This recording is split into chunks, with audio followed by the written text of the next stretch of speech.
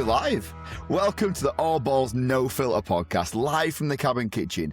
I'm Zach. He's Brad. Hello. Behind the scenes, we have a man that Adam Schefter rings up to get the scoop. It's researcher Cal. Hello, researcher Cal, behind the scenes.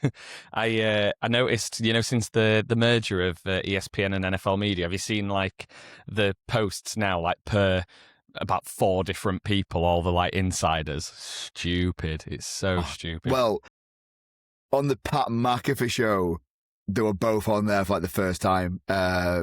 It hit sorry, Instagram, a big breaking news thing, and it was just both insiders on the McAfee show, and I'm interested to see how that kind of goes down with the scoop. But yeah, it's been good, mate. We have been away for a couple of weeks now, right? Unplanned and planned holidays, vacations, whatever you want to call it. It's good to be back. How's your week's been? It's been good, yeah, really good. Last week was particularly nice. Got away on 2 short trips, one with the family, one with friends. It's been in the UK, hasn't it? The weather is, I hate talking weather, it's such crap small talk, but it has genuinely been unreal. We were in London at the beginning of last week, and it was just unbelievable, sort of mid-30s, just real intense heat. It reminded me of sort of a New York summer, really sticky sort of humidity. But you were over the waters, weren't you then? So you didn't get that same. It's annoying, right? And every single time I seem to go abroad, the UK gets a heat wave, right? And it's so frustrating, man. So I said to my little girl, I said to my little girl, I'm like, you're going to experience kind of one of the first times you walk off the plane and get hit by that heat. And she's like, what do you mean? I'm like, it's going to feel great. And we get over there and it opened the door and we get off the plane and it's 27 degrees. I thought, oh, nice one. That's great. So let's FaceTime Nana and we'll rub it in. FaceTime Nana was sunbathing in back garden in 30-degree heat. And I'm like, why are we even on holiday? Why are we on holiday here? It's just How was your week, though? But Did you have a good time? It was good, man. Yeah, it was good. A nice chill. Not we went to go see family abroad, so it was nice to kind of just get out, chill about week. It was good to just get away. Oh, that stuff. That heat abroad is always different to what the heat is in the UK, I find. That's what I'm telling myself anyway. Sticky, is it? Not quite sticking to you and everything. It's it's just no. I don't know. It's weird. You can always justify a beer at 11 o'clock in the morning. I mean, you were definitely doing that towards the back end of your week, anyway. But we were. It's one of them. But yeah, all in all, great time. We've missed quite a fair bit. To be fair, obviously the schedule. So we had an unplanned week off just due to work commitments and the schedule's not aligning. So it just meant we couldn't record, which meant we missed a bit of the schedule release. Nothing major from my side to report back on that. I'm not sure if you had anything you want to chat regarding that. I'll touch on it. It's kind of old news now, but just that Miami are absolutely well and truly shafted. But I think that was the case before the schedule came out anyway. Second hardest strength of schedule, although at this point, it means next to nothing, doesn't it? But can you hear that, researcher Carl? Can you? Is that the violin coming out? Well, you know what we can't hear, and that's researcher Cal, so he can pipe down. Nah, but it is, and I liked the videos. I liked the videos that they brought out. I don't want to go too much into it, but it were nice to kind of get out. Football feels like it's coming back, and well, the trades are now happening thick and fast. Shall we get into a couple of the ones that have come out in the last 24 hours, let's say? I think we've come back at the right time, haven't we? Obviously, it's June 2nd that we're recording this, day after June 1st, which is a big day in the calendar. So let's do it, shall we? Yes, let's. Now, with these trades, there's always a lot of talk building up to them as to who's going where, when it opens, and blah, blah, blah, blah, and what's going to happen and all this, right? And one finally did. AJ Brown finally got traded to the Patriots. And I'm just going to say, as a Patriots fan, I'm happy about this. And as a Patriots fan again, I am really happy with the value that we paid for him, because we didn't pay, we're 2028 first and a 2027 fifth, which for me, you're not giving out your next year's first is quite a valuable one there. And Like, I just find that I think it's good value. I really do, because in theory you get him. You feel like you're going to push up with it. I like it. I like the value on this. What about you? I mean, everyone saw this coming. Yeah, it's kind of like the worst kept secret, really, wasn't it? Like, it's the one that was sort of probably expected to be the headline trade of June 1st. We'll get to the other one shortly, but it was like the one that was writing on the wall from, I think, probably before the draft. I think it was pretty clear that he was going to be gone, even before that. But I think if I remember rightly, obviously it's so long ago now, I think leading up to the draft, all the suspicions were Patriots. Would it be, lead like in the draft, or would it be a post June 1st trade? But I think, from a value point of view, I think it's probably about right. The big difference between the first in 2028, as you mentioned, but then, it's not like a 2028 first and a 2027 second or third. No. It's a fifth, which is like, it's not a nothing pick, because that's unfair to, many, many players who get picked in that, round and have really successful careers. But it's not your headline boys that are getting drafted in the fifth round, really, is it? So I think, it gives them a year to hopefully have the impact that they want, and hopefully they're in a place where they're not going to miss that first the year after. But time will tell with it. But great pickup, and I think it's probably the right pickup for the Patriots. It's what they need. Obviously, they've not got Diggs, have they? So I think it's a good pick. We're just, He's still a free agent. And he said he'll come back. I can't see it happening, but, you can't have the two egos there. But with, like, on talking value there, I completely agree with what he's saying. Like, gives you next year to settle in. So if you don't finish as high as what you want to, you've still got an half-decent pick going to 2027 to stock up on where you need to stock up to. And then once you're a year into it, if you complete your contract, you've got your vows from there. And I like it. I'm really happy. We haven't give up. We haven't gone in and gone, here's first for the next 3 years. And we have no picks now, and we go back to the whole Patriots can't draft type thing. I like it a lot. Now, if you are watching this, by the way, on YouTube or Spotify, you'll have seen that I read out the middle of the three headlines that we got, because the top headline, and if you're not, by the way, head over to his All Balls No Filter podcast YouTube channel and go watch it there, by the way, because the first one on the list, right, I was not expecting at all. I actually thought when Research Carl got the insider scoop off Shefty himself and posted it into our little group chat, I was like, I was double and treble checking the X handle that this came from to make sure it were a parody account, right? That is found, and I was going to be like, okay, here's some content that I'm going to use. Research Carl's getting his information off Schefter, not Shefty, you know what I mean? Like, or Schefter, should I say?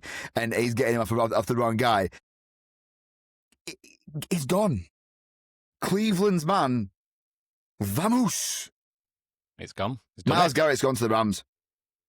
What's your thoughts immediately? It's massive. It's absolutely massive. Yeah. And it was kind of, I think, the Patriots had their man lined up for months.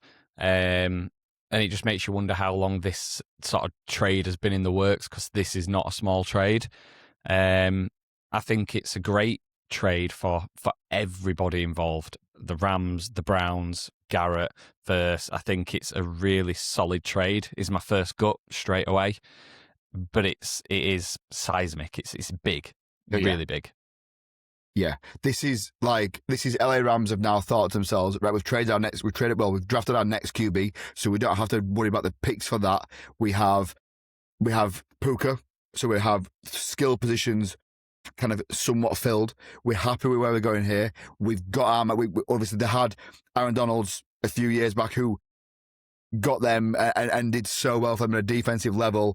They've had a couple of years without their star man there, and all of a sudden now they've got Myles Garrett, who Myles Garrett said, who, to be fair, right, sign that big contract, which we'll get into in a second, with Cleveland, and you're like, I want to leave, I want to win Super Bowl, sign this contract, stay with the money. Pissed a few Cleveland fans off because they could tell that he was there for the money and not for the success, and now he's moving somewhere where he's gonna most likely get. This is a if I'm a Browns fan, I'm a little bit gutted because we're like, we're rebuilding again. Like we've traded his man away and we've got picks going through into 2029 with this trade. We'll a first, a second, and a third. And this is the kind of value that I were expecting the Patriots to give up for Brown. Like that kind of not with the player as well, but like a first and a second of some sort of like combination. But this here is massive for me, and I think both teams have turned around and gone, Browns, yeah, we're going to still in this little rebuild mode. We're going to rebuild for the next 2 years. We've got half decent picks for the next 2 years here now. Rams we are coming back. We are not going to get knocked out in the championship round. We're going all in, and we're going to win that Super Bowl. This is like an absolute definition of saying we're win now. Verse isn't just a nobody player. He's I think he's been in the league for 2 years, I think now, and he was Defensive Rookie of the Year in his first year. His 2024 draft, 2 years. So sorry, that's just research Cal piping up in the background, but he was right. 2024 draft, thank you, mate. 2 years in the league, Defensive Rookie of the Year. Probably, if he'd have stuck at Rams, has done enough if he continued on that sort of pathway to get another contract there. So, he's not a nobody player. But I think there's two little nuggets with this trade that interest me, and I think one is the positive. Well, they're both kind of positives, but the Browns have done something that they don't do as an organisation, and they've actually planned well but to basically set them up for potential future success. They've got a ton of draft picks over the next few years. They've shifted Garrett when he's just had one of his best seasons ever, and been able to really capitalise on that. And in return, they've got, a younger, I'm not going to say version of Garrett, 'cause I don't think anyone really, in our lifetime, I think, of following the sport, has quite lived up to the level that Garrett has in his position. But they've got a good quality defensive end in return, or an edge rusher, however you want to define them. They all get a bit blurred into one, don't they? And 3 solid draft picks over the next 3 years. The only caveat I was questioning was like the Crosby trade, which was a bit earlier, and there was 2 firsts in there, but then they didn't have the player. So I think it's good business. I agree. I think it's great business loan, and I'll be honest with you. Looking into this, versus a big name or an up and coming big name, should I say? But Research Carl's fired some stats into our chat for us, and I didn't realize kind of the impact that he actually had. And you say this like in the Myles Garrett game, we'll never see it again. If you look though, kind of on paper, he's on course to be somewhat around, like he's played nearly 100 games less, and he's done a third of like Garrett's tackles, if that makes sense. So if you kind of look at it, how he's going to go, if he does this again 3 more times, where's he going to be? If he 3 more times over, when he eventually catches up, where's he going to be with it? If he continues that course up, you then got to look at the kind of coaching levels and where would you rather be. And yes, Garrett's a natural talent. Is Verse going to stay on course with that? I'm not too sure about that, but I like this trade a lot. I think this is sometimes teams, the whole Crosby thing, teams were a bit conservative. We want 15 first-round picks because he's a generational talent. We want this and we want that. And it's like, well, let's talk business and talk about it properly. And the Rams have come in and gone, right, let's talk about this properly. We want your man. Let's go. We could be greedy and say we're going to give this first, his second, his third round pick because Myles Garrett's been in the been in the NFL for quite a while. You're going to have to swallow up from his cap anyway. So what we're going to do with this? But I just think it screams a Madden trade, really, for me. It screams a Madden trade where you're just sending people away with it. It really does. You've got to give the house to get something through with the CPU on Madden. It's absolutely insane.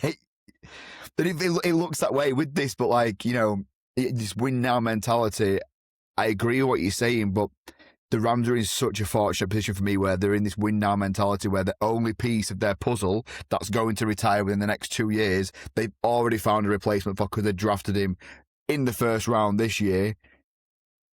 And the rest of the talent has a lifetime to work. Well, I say a lifetime, they have a good 5 years minimum of high quality players in high quality positions where they're had to start looking at bits and bats. But I think it's fantastic. Just I think always the Rams feels are a like with the scary team. Rams, they are, and I think their organisation's scary. It always just feels like, what's the saying? Like, is it they're playing chess while everyone's playing checkers or whatever it is? Yeah. And it's just, they're always, whether it's from a coaching point of view, like looking at what McVay does with his offenses or the adjustments his coaches make with the D to counter what's happening across the league, or whether it's the organisation, like go back to the late teens, early sort of 2020s, and they didn't have picks because they were just like, we don't need picks. We'll just sign quality players and know what we're getting. And now, they've done something similar again, but they're kind of just constantly moving and changing the game and changing what happens. I did have a big question, though, when I did see this, is how on earth is Garrett going to ship his cemetery, his graveyard of all the quarterbacks over to LA? Like, that's got to be a big sort of like weird dig up plan to get that cemetery all that way. So yeah, it'll be an interesting Halloween in LA though next year. So exactly that, and it's a big lifestyle change for him as well. But I like it. I think it's great, and I think you nailed the coffin on the head. And looking back at the Rams of being a scary team back in the Todd Gurley days, they've always had a player, aren't they? They've always known how to keep a star going and build around it, and not kind of not trade away too quick. And yeah, it's good. Do you think this trade gets them? Do you think the trade gets them over the hump? Do you think they win the Super Bowl this year? Like, I think from what I can see, they look like favourites on paper in terms of like the bookies and things like that. Like, they've got to be up there. I think this trade now definitely puts them at favourites. Definitely puts them at favourites. I don't see the Seahawks doing as much what they did this year. I think they were. I think the Seahawks were a bit of a Leicester City when they won the Premier League, like unexpected, get there and then probably not do much after. I think the Rams are a clear favourite now. With this, they've got stars everywhere. I worry a little bit about Puka. He's waiting to rehab a little bit over the off season. It all depends on like how the media capitalise with that, and if he's caught doing things, and yeah, I'm not 100% sure on that. I think if he kind of keeps his head clean and clear, he'll be the best player still around the field. So yeah, it's great, to be fair. I mean, 71% of people on our Instagram were saying that they are the favourites. They see them as the favourites this year. So, if you're not on our Instagram accounts, it's at ABNF Pod. So follow us on there and make sure you're sort of keeping in touch. But yeah, so 71% of people that replied said they see them as the favourites. So, I mean, I'd agree. I mean, I'd be in that I didn't vote on our own Instagram, but I'd be in that 71% definitely. 100%. I'm half tempted to gamble very responsibly now and put a cheeky bet on them after this bet. But yeah, it's one of them. So that's the big trade news from there. We have a couple of signings to touch on in a little bit, but we've got a player who's not retired, just say he's stepping away for a year, which is code word for him retiring at the end of the year, before the year's even started. I think it's code words for no one wants me, so I'm stepping away for a year and seeing if anyone gets desperate. Yes, that's the polite way to put it. Mr. Russell Wilson has agreed a CBS pre-game analyst deal, so he'll be working from there. Now, I'm not going to lie, I follow Russell Wilson on socials and things. Doesn't seem like he's the most TV, like a big TV personality as such. I don't know. He doesn't give that kind of vibe with it. So I'm not too sure how I feel about it. I think it's a bit of the signing for the name rather than in the knowledge of his game rather than his personality as such. I'm so torn with this, because like in his early career, he was seen as quite a sort of charismatic-y sort of vocal guy. But then I think over the years, he's just become really cheesy and corny.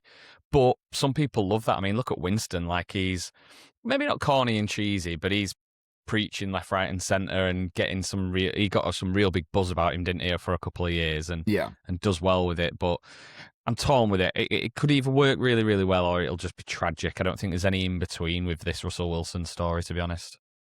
It's not for me. We see this a lot with rugby league, where players will go into analyst roles and it just doesn't work. they might be very knowledgeable in the game, but they're just really bad on TV, and the presence is there. And it sucks for like the journalists coming up who like could quite easily do.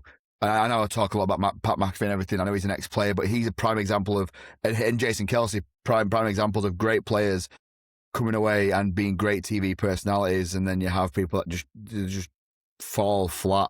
Cam Newton's one for me who I just can't stand on the TV. Like I don't like the play. He's getting signed for his name, and that's pretty much it in my opinion. I just don't like it. I see Travis Kelce being a great TV personality when he comes out of it. I see you can tell it's just not for me. Yeah, I agree. Should we move on to the signings? Let's do it. Big one coming in though. I say big one, big name getting re-signed, and I don't know how many times he can get re-signed and still have a buzz around him. But we'll get into him in a second. The Seahawks, though, they've extended their defensive end, Derek Hall. Got a nice little 3 years, 42 million contract with 21 million guaranteed. It's a good contract. It's all right. Seahawks are, they're stocking up where they need to and carrying on that Super Bowl winning team. Again, I'm not overly sold on what they're going to do next year. See if Darnold can run that team again going in. But yes, as a Seahawks fan, they're invested in the position that they need to. Yeah, nice steady signing. Securing up a position that teams want and like to know who they've got there, and no risk really with this one. I think it's just a nice steady contract, not breaking the bank, but it's giving someone a bit of security for a few years. Realistically, looking at the numbers, I don't pretend to be an expert, but it probably looks like a 2-year sort of deal with the third year as an option. But I don't know the full nitty gritties, but 21 mil guaranteed. Nice. You wouldn't turn your nose up at that, would you? 7 mil a year? No, not at all. Now we're going to move on to the boys in blue. One of the New York teams, the New York Giants. So as a New York Giants fan, we've got a couple of friends that are New York Giants fans. His friend Jack in particular. They signed this really high-profile head coach. They've got an electric quarterback, a cannonball of running back coming off of IR, and an electric wide receiver coming back off IR as well. So they're going to bolster some positions up here, and in particular the wide receiver position, because they need some help there. So what do? They open the cupboard doors, and they've got all these nice fancy little sweets at the front, and they go, no, I don't want any of this. I want rat stuff right at the back that's got a day left on its sell-by date. Who have we got? Who's that? Odell Beckham Jr. comes out of the woodwork once again to probably play 30 minutes the entire year, ring hunting, because he signs for teams that have got an exciting offense to try and get him to a ring and try and relive that Odell Beckham Jr. swag. And how many times is he going to be in that 20-yard, like that red zone on a go? And oh my God, is he going to do the catch again? No, because he's way past his best. He's been signed.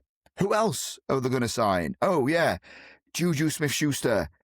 Actually, not angry about this. I think they've got him for an half-decent price because he's not too bad. Okay? And then Braxton Berrios. So, look, going to be honest with you, Braxton Berrios has been on a few teams and does nothing. He's a return man at best, right? This just screams we need to bump his roster up a little bit. We're going to just... This is day 4 of free agency on Madden when we're talking about it. Or week 4, whatever it is, right? Just it's the drib of the... I don't get it. I think for me, I think it's we're worried about our top names not being back for the start of the season sort of signings. Like, obviously Neighbours was injured, Slayton. I'm just looking at the depth chart here now. Like, the receiver room is massive. Granted, it's before cut downs and everything like that, and that's normal. That's not unseen. But I think these 3 names particularly are all just screaming, like we just need to boost the numbers, really.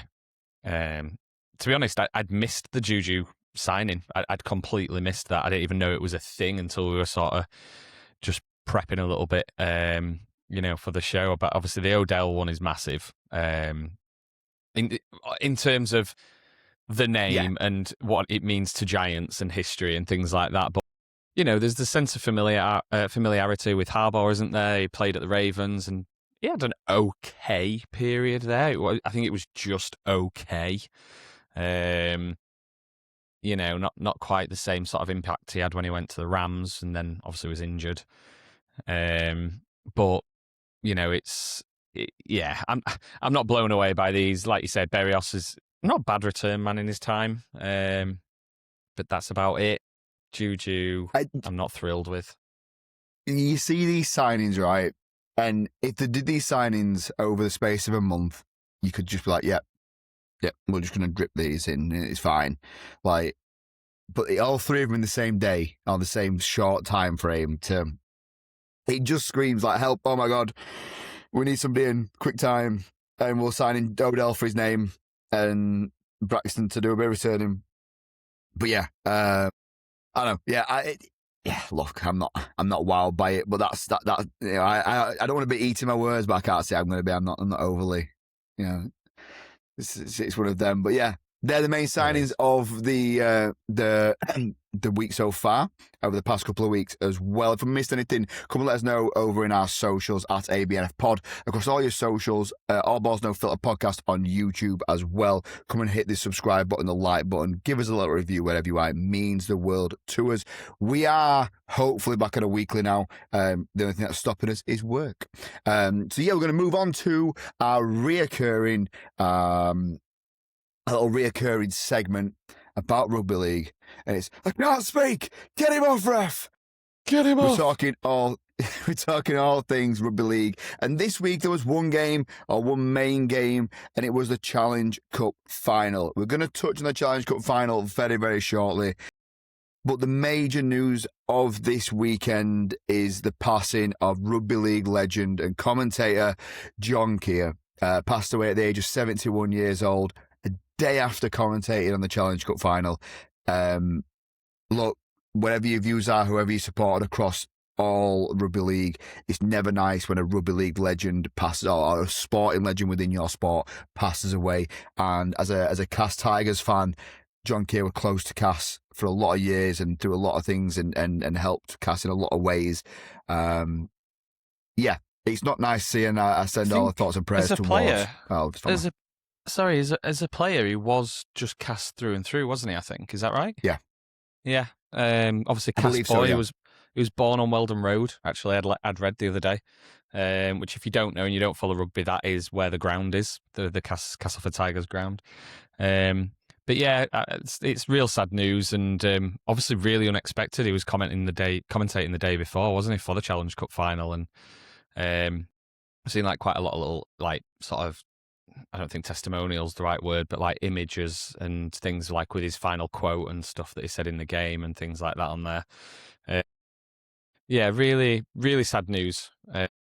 And like you say, a legend of the game, probably one of the most, not overachieving coaches, but had helped teams overachieve. When you look at Sheffield and things like that, he's been a stalwart of the sport. So, really sad news, and like you say, and as I rudely interrupted, but, our thoughts and things go out to the family and friends of John Keir. Indeed. Did you watch the game? I did. From sunny Espanol, we watched the game, me and my old man. Watched it from start to finish, to be fair, and I'll get your thoughts in a second, but I would come to this game and say to my dad, look, this game's going to be one of two ways, because both teams are in form at this moment in time. There's the past 2 years winners playing this game, obviously, in both teams, Wigan and Hull KR. It's going to be a snooze fest for neutrals watching the game, or new to the sport, because it's going to be a defensive slog and it'll finish something daft 8-0, or it's going to be a high scoring game on both sides. I never predicted what happened, is what I'm kind of getting at. Wigan looked unreal from the moment of kickoff. I don't think the game plan was there for Hull KR at all. I think They played at Wembley, and we've been to Wembley quite a few times to watch the NFL down there, haven't we? And the pitch, and when the sun's on, there's like a certain square that's always in the sun as such, and then there's a small sliver that goes down the sideline that's in the shade, and Hull KR kicked into the shade every single kickoff. Every time booting into there, and I just did not get it. Like, you got all this sun to play with, kick it into the sky, make it hard, not make it easy. But yeah, did you watch the game? Yeah, we did. Yeah. We watched the game. We were away with friends at the time, so yeah, we all got together and watched that, and then straight into the football afterwards. And it was a great afternoon. But I just thought it was, like you said, it was just completely and utterly one-sided throughout. Madness. I think the Sam Walters tackle at the end of the game was absolutely mental. You're smashing the team. You're gonna win the Challenge Cup, and I can't remember how many minutes, but it was right near the end, wasn't it? Like, Yeah.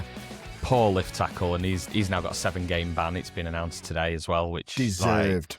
Absolutely. It was just absolute stupidity. I want to touch on this because for me, right, and just for a bit of context here, I was watching with my dad, and my dad is an ex-rugby league referee to a championship standard, and he used to be in the training scheme to get referees up into the Super League. So my dad, like me and my dad, an old man, just watching this and chiping up with back in my day, could have done this, could have done that. And as soon as it happened, it's get him off.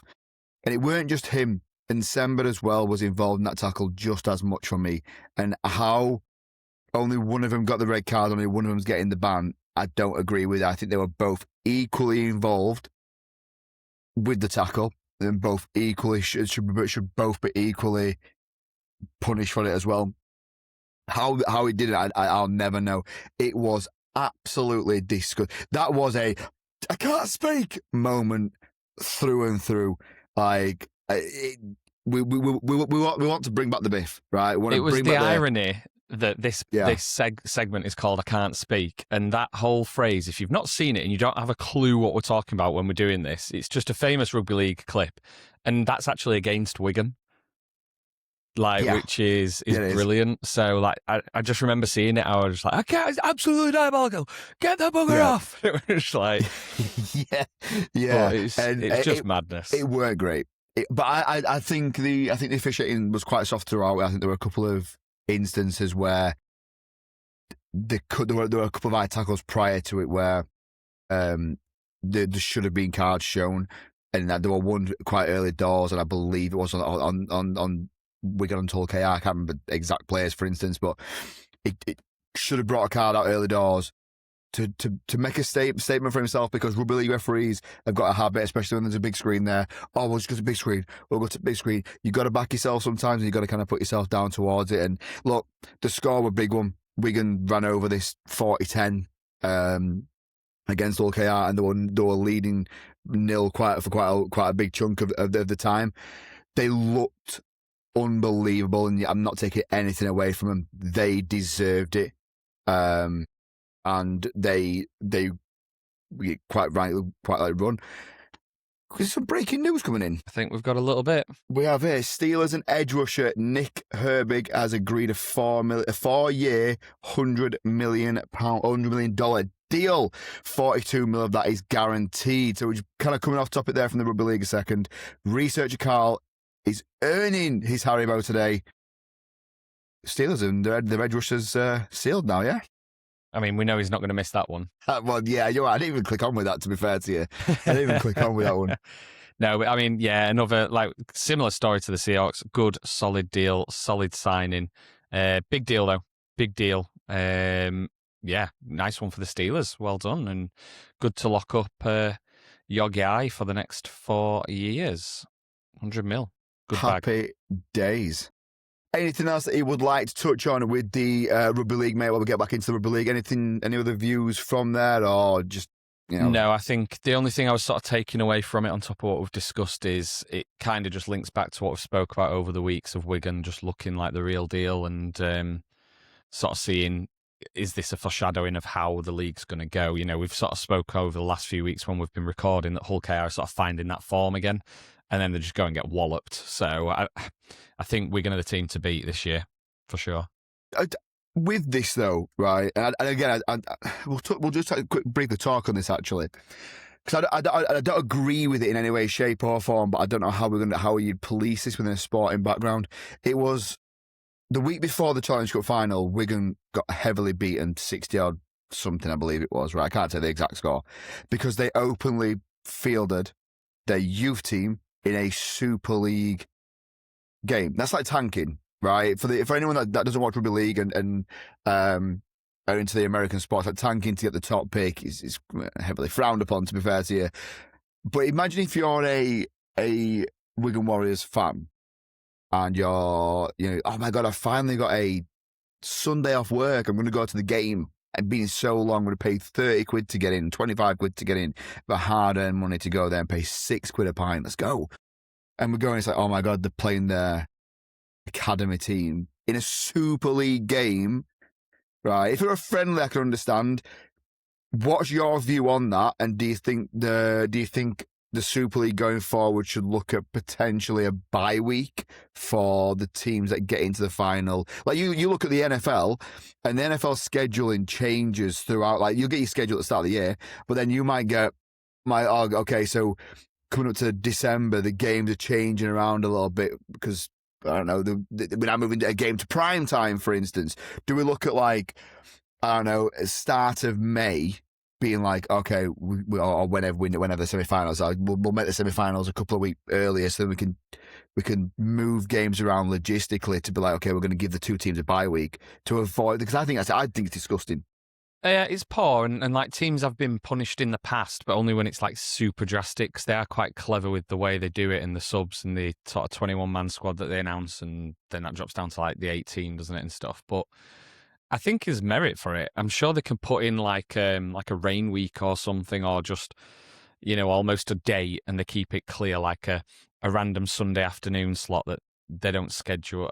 I don't know. There'd need to be some sort of method to doing it, but I think it's definitely doable. Other sports do it. Like, you get it in football, you get it in the NFL, you get it in all sorts of sports where they have to move stuff around. So I think it's doable. And probably, I think it then keeps Super League more competitive. The issue you've got, though, is the Challenge Cup and Super League are run by two different organisations, aren't they? Yes. Although you've kind of got, the RFL and stuff overseeing it, it just gets a bit messy and there's politics. But I think it's a good shout. I think it's something that could definitely be looked at. Maybe if that, the NRL comes in and stuff, they'll look at adjusting some things to suit the competitive nature of the sport, because that's what they'll be wanting to push and promote. So yeah, I think there's definitely merit there. It just baffles me that they're allowed to kind of not get away with it as such, but like, I'm just trying to find the scores outside of me to be quite honest with you, but like, they not get away with it as such. But there's a team out there that's played Wigan. I'm trying just looking for the actual scores themselves to bring up bringing the team up. But there's a team out there now that's basically, they've been given a free win. I understand that they're still playing an academy team, which is still the next up and coming stars, but they're not they're not a Super League team, and I just don't feel that it's fair across that. Like, I don't know. I think sanctions need to happen with it. I think you should be fielded. You should only be able to field a certain percentage of academy players unless a percentage of your first team are injured, and it gets a bit messy with numbers, I understand that, but there should be ways that you can't have this loophole, or to make it simpler. Okay, Wigan and Hull KR, you're not playing the week before to keep your players fit, and then what we'll do is we'll schedule a Thursday night game one week, a following week a Friday night game, so you've still got a week off, and then we can get you back into a normal schedule of Saturday, Sundays, whenever it is going forward. But yeah, I don't agree with it. I don't like it. It's not my favourite. I think it's naughty, but hey ho, it's one of them. So that was the Challenge Cup final live at Wembley, and Wigan took it from there. Let's move on to our other reoccurring segment. Brad, I think we should get into all of the balls. We shall. All of the Balls is our roundup of all other sports. So obviously we've got our feature of I Can't Speyk now, just through the summer months, a favourite of Zach and I's. But this is where we touch on other sports around the world, and for once, it includes balls. We're actually going to touch on the Champions League final, which, as I said earlier, the guys that were on the trip, we followed the Challenge Cup on immediately after with the Champions League final. So PSG went on to win 4-3 on penalties against Arsenal, the Premier League champions this year. The obviously main game there finished 1-1 with Arsenal going up early, and PSG bringing it back in the second half through a penalty. But yeah, just a devastating loss for Arsenal, who've had a really good season. But I think PSG were probably always the favourites going into this one. I don't pretend to be an absolute avid football, as in soccer, football fan, but I do, I've got the awareness of it and sort of always kind of follow it on the side a little bit. But one of the guys I was with, he's an avid Arsenal fan, and it's just the one thing that sort of gets me. It kind of makes me chuckle a bit because I'm just not like this, but it's also quite nice. And I know the guy I'm referring to does listen to the pod, now and then, so he might pick this up. But he was like visibly upset and like crying at the end of the game. And I think there's just something special. I'm not someone who tends to get emotional about sports and things. Like, yeah, I get frustrated or I get excited, but I don't physically sort of cry and get upset about it for happiness or sadness, really. But he was really like genuinely moved by it and just devastated. And there's not many sports, I'd think, that have that impact on as many people around the world. So I think, it's gutting for Arsenal, who've had a great year, and obviously a big win for PSG, who've equally had a good year. But yeah, just a sad one for the British team, who could have brought the Champions League home. Yeah, I didn't watch the game, to be fair to you. It was the hour time difference when the Super League finished. We went out afterwards, so I didn't manage to kind of catch the full game.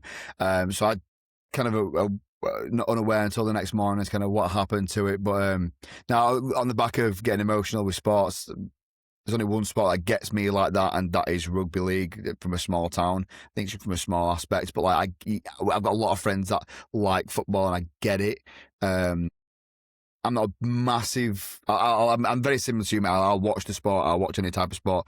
Not massively following it, but going into our next story, I will be big time following that, and I will be a football know-it-all for the duration of it, because what song we're going to sing this year?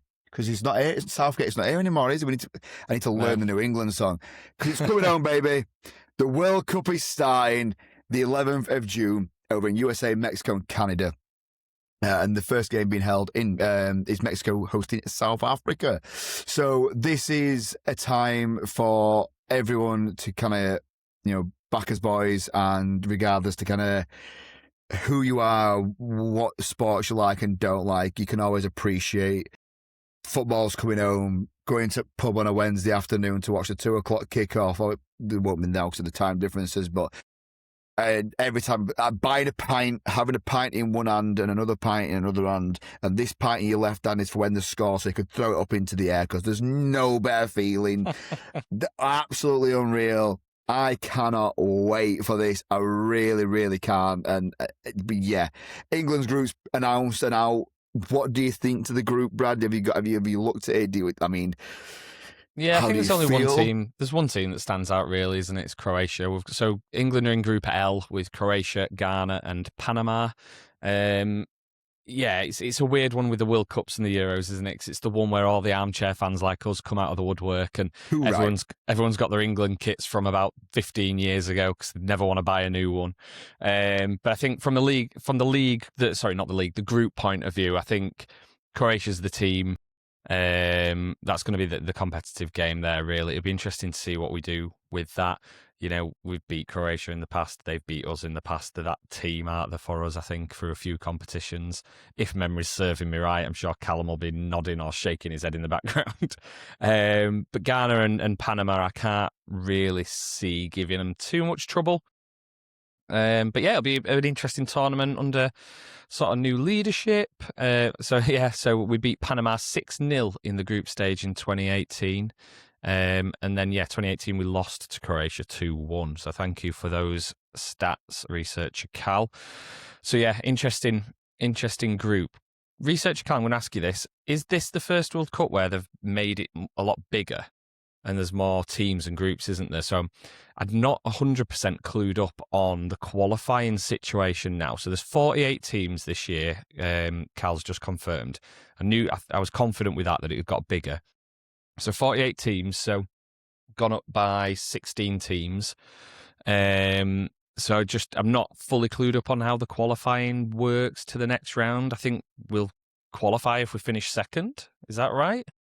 I'm hoping he's typing away really quick, otherwise this will really be bad for an audio listener. But yeah, so fingers crossed we can get the win over Croatia and just make sure we're putting ourselves into the best position moving forward, really. So top 2 through, and then third place teams go through to a round of 32. So yeah, I can't see us not qualifying. Yeah, we have a good chance to get through to the round of 32. My concern is I'm an armchair fan, but following England for as long as I have done when I've gone out and watched them, and I watch all the Euros, all the big games, and all of the national games quite religiously. We get complacent against the lesser teams in a polite way.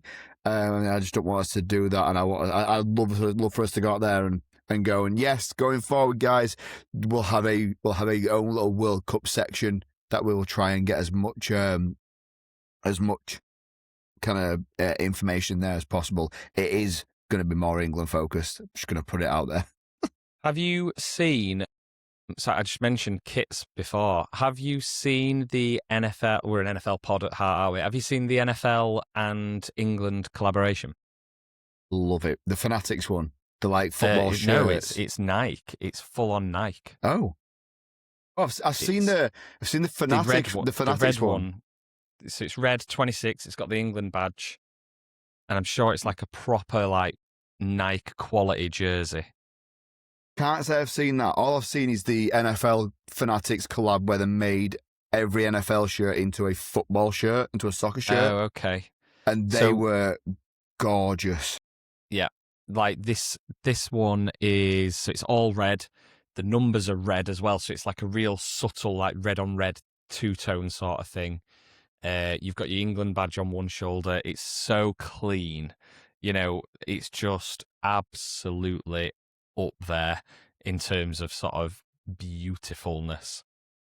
See, research Carl's bobbed into our chat here.